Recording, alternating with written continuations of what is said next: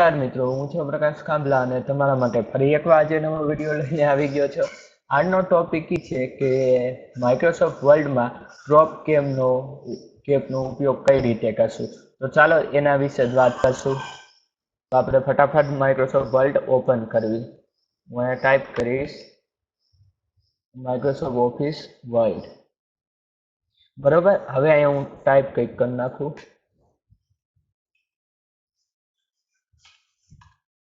લખ્યું નમસ્કાર મિત્રો,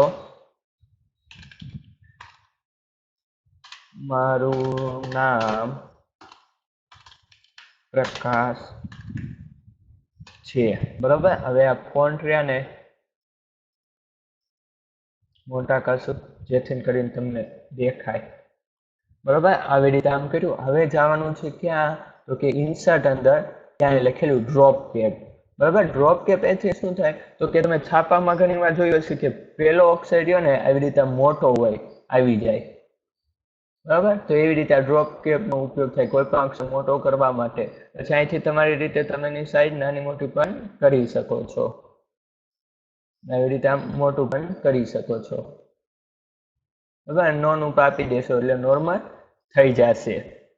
આવી રીતે તમે ડ્રોપ કેપનો ઉપયોગ કરી શકો છો. કોઈ પણ લાઈન લખેલી હોય એમાં જો એટલે પેલો અક્ષર થઈ જશે મોટો. સિલેક્ટ કરો કે ન કરો, મોટો થઈ જશે. એકદમ ઈઝી છે. આજના વિડીયોમાં માત્ર આટલું જ. Okay, by.